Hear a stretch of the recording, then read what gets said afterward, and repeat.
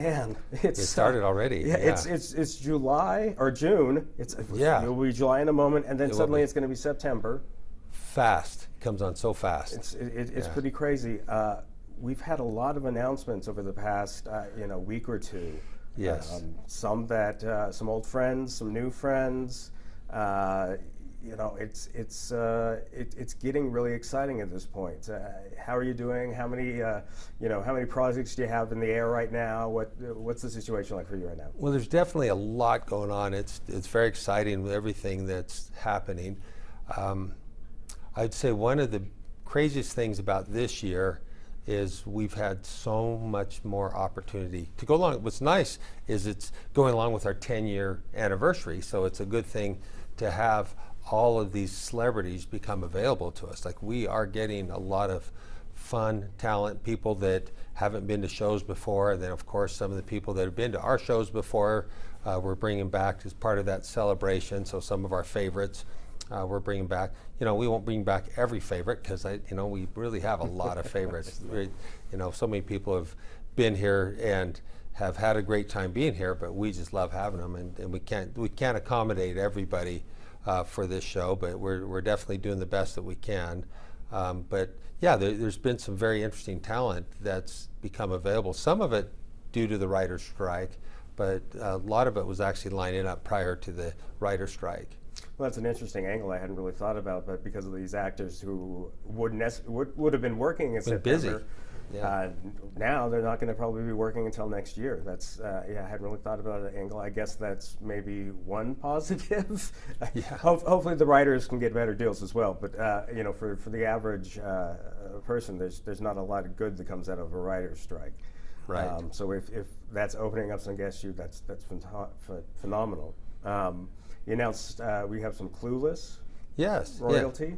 Yeah, Alicia Silverstone. That she's obviously one that is people recognize her, very recognizable, but somebody that I think has been relatively quiet for a while, but now she's starting to show up a little more, and do commercials and things that people are like, oh my gosh, there's Alicia, and getting her to the event is a big deal. Yeah, there's a lot of not just nostalgia, but she is fairly current though. I mean, she's done some voice acting things as well that have kind of kept her working. So it's not that she hasn't done anything. Right. But it's a little more behind the scenes lately. But obviously, and it's going to be great having her come out here. Clueless is not probably my favorite of her movies, but I do like a lot of her films, so it'll be fun. Also excited, we've got some Shazam. We've got one of our favorite old friends coming back. Well, it's fun. Zachary Levi is such a nice person, and he is so good with the fans. I had been connecting with him off and on leading up to the first time we got him to come to the Salt Lake show, trying to encourage him to start doing conventions, because I think he had done them 15 years ago, or a long time ago before we even started. He had done some conventions, but had kind of gone silent from doing conventions, just decided it wasn't going to be his thing. And I was kind of nudging him along, and finally got him to do one of our shows. And one of the things is, as his name came up with our fans in Salt Lake, they just had so much energy towards bringing him in that when he came and did Salt Lake, he was hooked again. And so he's done shows since coming to Salt Lake. He's been to Salt Lake twice, and this will be the third time coming back. But he's become very a lot more active in this space. But I still think Salt Lake is his best show. In fact, I was in Orlando. He was doing a show in Orlando, and I ran into him in the break room, and he said, "So Dan, when am I coming back to Salt Lake?" And I said, "Well, do you want to come this year?" And he's like, "Yes." So it was kind of him wanting to come back and see the fans here. Well, it's interesting because a lot of people know him from Chuck. Yes. Which has quite the cult following. I just found out from my web team in here when I told them. They were all excited because of Chuck. And obviously there are people who like him for Shazam, but I think they're real passionate, and a lot of people here in Salt Lake, it goes back to... It was from Chuck. It's Chuck. Well, the first time he came, he hadn't done Shazam. So when he came to our show the first time, it was all because of Chuck. And I think maybe a few other projects, but really it was Chuck that got the fans so excited to have him at the show. And then The second show, I think Shazam was going to be coming out, but people still hadn't seen it, so they knew he was going to be Shazam. But so now I think this is our first show post Shazam. Another thing that I'm really excited about, and you announced this a little early in the year, and I haven't had an opportunity to talk about it. You're doing kind of a special panel with Back to the Future. Yeah, that's really exciting. That's one that we've been working on it for several years. Just trying to find the right time that worked with Michael J. Fox's schedule and the rest of the rest of the cast that we're bringing out. But it really centered around Michael J. Fox, and we wanted to get him to our show. We wanted him to have the experience of meeting the people in Utah. I honestly, I have so much pride in the fans here in Utah because I think there's something special about our attendees, and I know there's great fans everywhere. But here in Salt Lake and in Utah, I think the fans, there's just a little bit extra excitement, but it's a controlled excitement. The fans are able to keep composure still while being excited to meet the celebrities and make them feel good. And so anyway, I wanted that to happen. So with Michael J. Fox coming out, that's really a big deal for us. And obviously he's struggling with Parkinson's, and really is an amazing trooper the way he pushes through that. I've seen people that have had Parkinson's. My father passed away from Parkinson's, and it's a tough disease for people. Yeah, and I have no problem saying, full honesty here, Michael J. Fox is one of my favorite people in the world. I loved him growing up as an actor. But I think it was his having to deal with Parkinson's and the way he has dealt with Parkinson's that to me was really inspirational. I don't read a lot of memoirs and things. I've read his. Lucky Man was a phenomenal read. Mm-hmm. He just had a documentary that came out that's on Apple that is just such a joy to watch, but also to understand. He's I'm a little surprised he's coming out. So I'm really thrilled that he's willing to do these things because it's not easy for him. It's so much work for him to do that, and it's something that really he doesn't have to do. Why does he have to come out to these things? It's not like he's doing it because he has to make money. I'm sure he's fine that way, but he's doing it because really I think a lot of it is he wants to be an advocate for people to be aware of Parkinson's and what it does to people. I think that's an important mission for him because he doesn't want other people to have to suffer from what he's had to suffer with. And obviously I'm speaking for him. If he were here, he might say something different, but I'm just saying what I've observed is he really is doing it for a good purpose. And also, I've seen just just his attitude about it. It's so amazing. He's an example to all of us of what we should all do if we're challenged with something like that. Sure, faced with challenge, but don't give up. Don't give up. Never give up. Yeah, that's phenomenal. And it's interesting. We also, I was telling you, Alexandra Daddario is coming, and most people know her as a very pretty face who's been in some horror movies, some action films. For me, I know her because she's an AIDS activist. She works a lot with the Liz Taylor Foundation. So that's exciting for me simply because of obviously my background and my father having died of AIDS, and this is actually the 40th anniversary.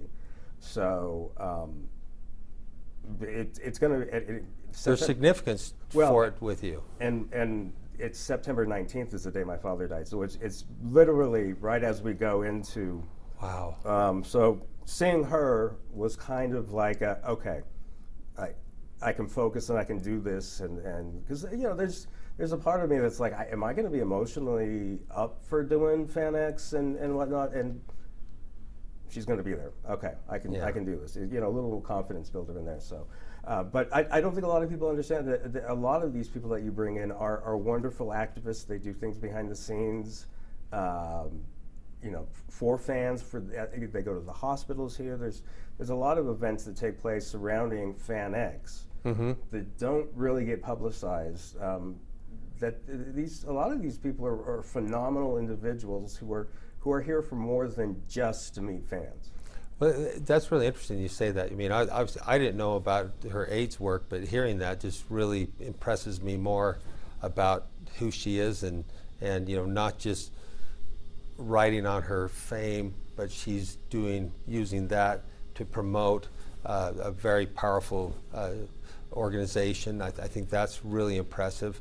But it is, you bring up that a lot of people will come to Salt Lake, and we'll find out either after the fact, or if we find out up front, people will say, okay, you can't tell anybody. We don't want this to be publicized. We want it, we got so-and-so that's going to come into town, and they're going to go to the children's hospital, or they're going to do these different things, but they're not doing it so that everybody can look at them and tell them what a great job they're doing. They're doing it privately to help the kids or whoever it is they're going to be spending their time helping. They're doing it really out of the goodness of their heart, and not because, this is a great PR opportunity. It is crazy to think that this is the 10th anniversary. It's weird for me because we've been talking for the 10 years since when this very started. So this is a conversation that we've been continuing for a decade now.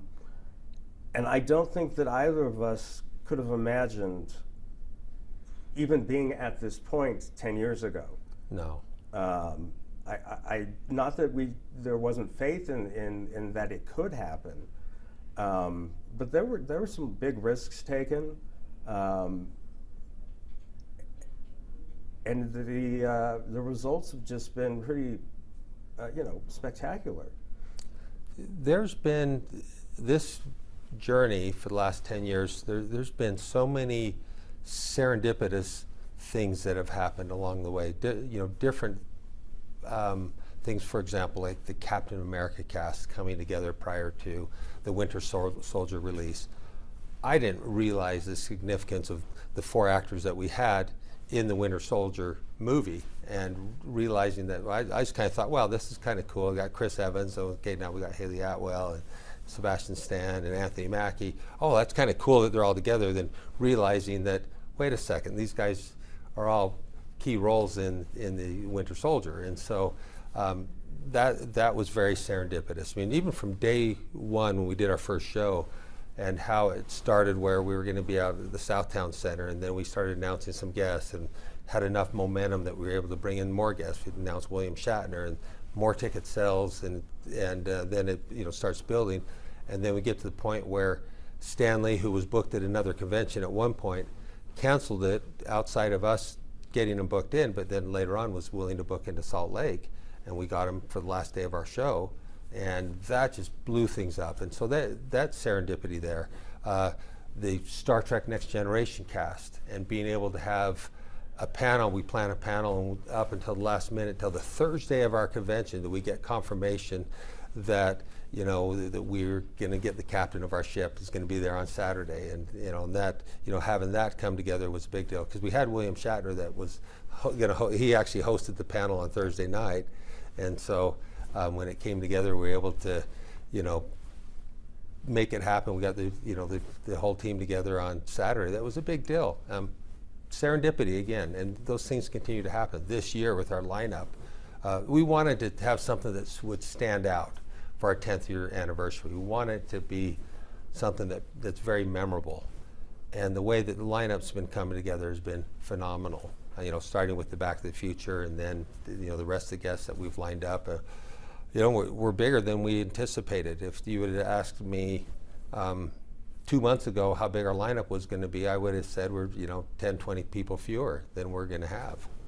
So it really is, it's built out to be just an amazing lineup, the serendipity again.